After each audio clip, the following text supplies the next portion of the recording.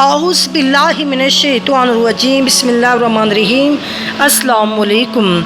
حضرت یوسف علیہ السلام کو دریائے نیل کے اندر دفن کیا گیا تھا اور 400 برس کے بعد حضرت موسیٰ علیہ السلام نے حضرت یوسف کو دریائے نیل سے نکالا۔ آج کی ویڈیو شروع کرنے سے پہلے جنہوں نے ابھی تک میرے چینل کو سبسکرائب نہیں کیا، سبسکرائب کریں، لائک کریں اور کمنٹ میں بتائیں آپ کو یہ ویڈیو کیسی لگی ہے۔ 400 برس کے بعد حضرت موسیٰ علیہ السلام نے حضرت یوسف کو دریائے نیل سے نکالا۔ اللہ تعالیٰ نے حضرت یوسف کے قصے کو احسن القصص یعنی تمام قصوں میں سے اچھا قصہ فرمایا ہے۔ اس لیے حضرت یوسف علیہ السلام کی مقدس زندگی کے اتار چڑھاؤ اور رنج و راحت اور غم و سرور کے مد و جزر میں ہر ایک کے لیے بڑا واقعہ ہے۔ آپ کے 12 بھائی تھے، ان میں 2 حضرت یوسف علیہ السلام کے حقیقی بھائی تھے، باقی دوسری ماؤں سے تھے۔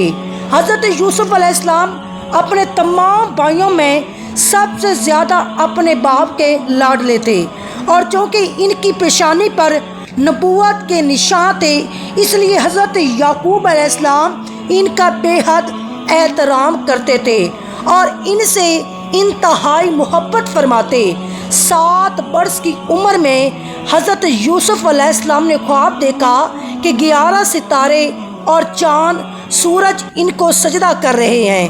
حضرت یوسف علیہ السلام نے جب اپنا خواب اپنے والد حضرت یعقوب کو سنایا تو آپ نے ان کو منع فرمایا، پیارے بیٹے خبردار، تم اپنا یہ خواب اپنے بھائیوں کو مت بیان کرنا، ورنہ وہ لوگ حسد میں آ کر تمہارے خلاف کچھ چال چل دیں گے۔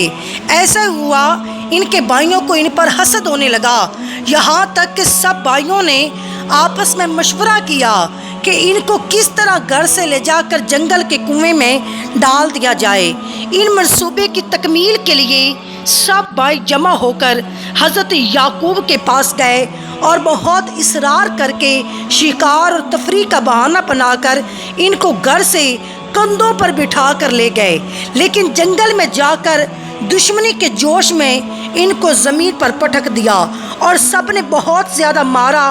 پھر ان کا کرتا اتار کر اور ہاتھ پاؤں باندھ کر گہرے اندھیرے کنویں میں گرا دیا، لیکن فوراً ہی حضرت جبریل امین نے کنویں میں تشریف لے کر آئے اور ان کو کنویں میں گرنے سے بچا لیا اور ان کو ایک پتھر پر بٹھا دیا جو اس کنویں میں تھا، اور ہاتھ پاؤں کھول کر تسلی دیتے ہوئے ان کا خوف دور کیا۔ حضرت یوسف علیہ السلام کے بھائی آپ کو کنویں میں ڈال کر آپ کے کرتے کو بکری کے خون سے لت پت کر کے اپنے گھر کو روانہ ہو گئے اور مکان کے باہر سے ہی چیخیں مار کر رونے لگے۔ حضرت یعقوب علیہ السلام گھبرا کر گھر سے باہر نکلے اور رونے کا سبب پوچھا، تم لوگ کیوں رو رہے ہو؟ کہا تمہاری بکریوں کو کوئی نقصان پہنچا ہے؟ حضرت یعقوب علیہ السلام نے دریافت کیا، جب حضرت یوسف علیہ السلام کے بارے میں پوچھا اور ان کو نہ دیکھا تو بھائیوں نے روتے ہوئے کہا، ہم کھیلتے ہوئے دور نکل گئے۔ یوسف علیہ السلام کو اپنے سامان کے پاس بٹھا دیا تو ایک بھیڑیا آیا اور بھائی کو کھا گیا۔ یہ ان کا کرتا ہے۔ حضرت یعقوب علیہ السلام اشک بار ہو کر اپنے نور نظر کے کرتے کو ہاتھ میں لے کر غور سے دیکھا۔ کیا دیکھتے ہیں، کرتا تو بالکل سلامت ہے، کرتا کہیں سے بھی پھٹا ہوا نہیں۔ حضرت یعقوب نے فرمایا، یہ سب تم لوگوں کا مکر و فریب ہے۔ پھر آپ نے دکھی دل اور درد بھری آواز میں فرمایا، میرے لیے صبر ہی بہتر ہے، اور جو باتیں تم بنا رہے ہو ان پر اللہ ہی کی مدد درکار ہے۔ حضرت یوسف علیہ السلام 3 دن اس کنویں میں تشریف فرما رہے۔ یہ کنواں کھارا تھا، مگر آپ کی برکت سے اس کا پانی بہت میٹھا ہو گیا۔ اتفاق سے قافلہ ادھر سے گزرا جو مصر جا رہا تھا۔ جب اس قافلے کا ایک آدمی جس کا نام مالک بن زار تھا پانی بھرنے کے لیے آیا، کنویں میں ڈول ڈالا تو حضرت یوسف علیہ السلام ڈول پکڑ کر لٹک گئے۔ مالک بن زار نے ڈول کھینچا تو آپ کنویں سے باہر نکل آئے۔ جب اس نے آپ کے حسن و جمال کو دیکھا تو غلام یہ کہہ کر اپنے ساتھیوں کو خوشخبری سنانے لگا، حضرت یوسف علیہ السلام کے بھائی جو اس جنگل میں روزانہ بکریاں چرایا کرتے تھے، روزانہ کنویں میں جھانک کر دیکھا کرتے تھے، جب ان لوگوں نے آپ کو کنویں میں نہیں دیکھا تو تلاش کرتے ہوئے قافلے کے پاس جا پہنچے اور آپ کو دیکھتے ہی کہنے لگے، یہ تو ہمارا بھاگا ہوا غلام ہے جو بالکل ہی ناکارہ اور نافرمان تھا، اگر تم اس کو خرید لو تو بہت ہی سستا ہم تمہیں دے دیں گے، مگر شرط یہ ہے تم لوگ اس کو یہاں سے اتنی دور لے جا کر فروخت کرنا کہ یہاں تک اس کی خبر نہ پہنچے۔ حضرت یوسف علیہ السلام بھائیوں کے خوف سے خاموش کھڑے رہے اور ایک لفظ بھی نہ بولے۔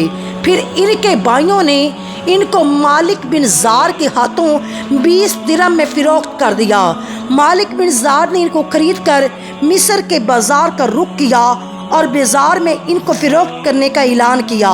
ان دنوں مصر کا بادشاہ ریحان بن ولید تھا اور اس نے اپنے وزیر اعظم تکفیر مصری کو مصر کی حکومت اور خزانے سونپ دیے تھے۔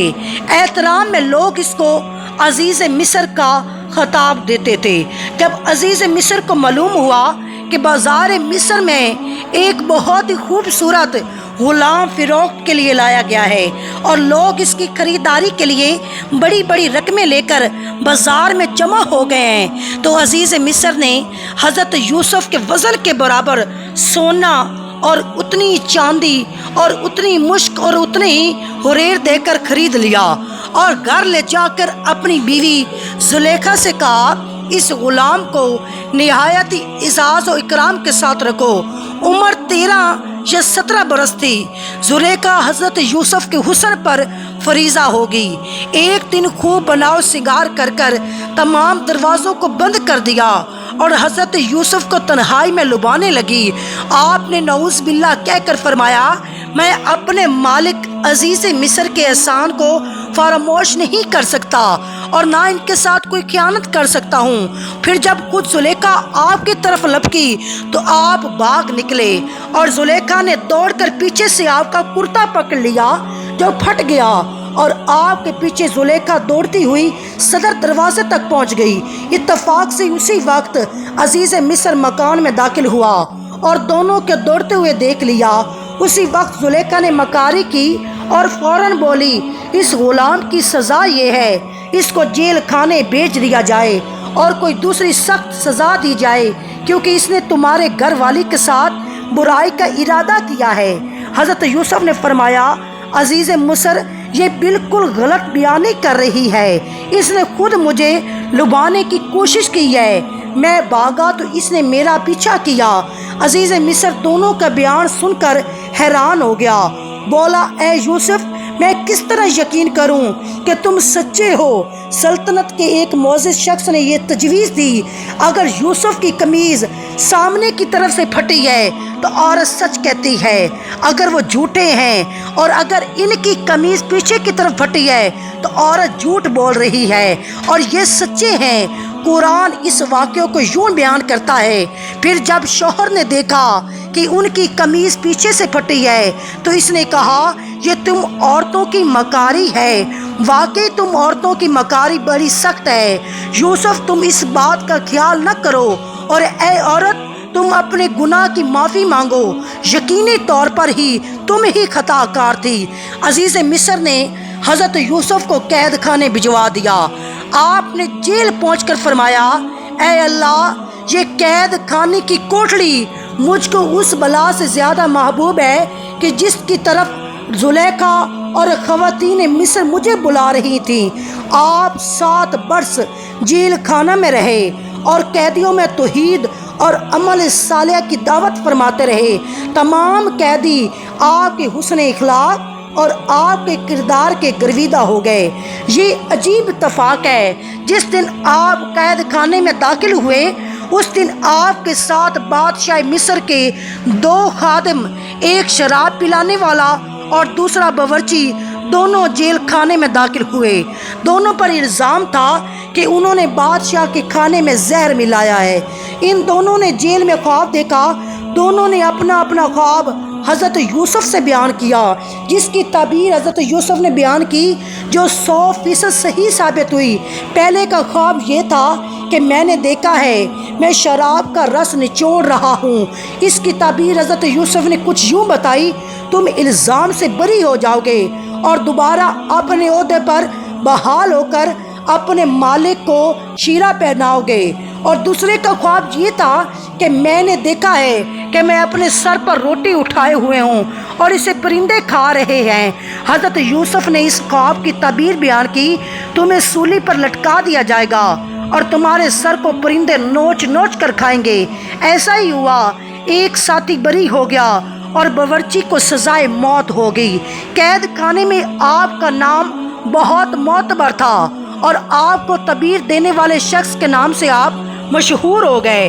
اسی دوران مصر کے بادشاہ اعظم نے بھی خواب دیکھا کہ 7 موٹی تازی گائیں جنہیں 7 دبلی پتلی گائیں کھا رہی ہیں، 7 خوشے ہرے بھرے ہیں، 7 اور ہیں جو سوکھے ہوئے ہیں۔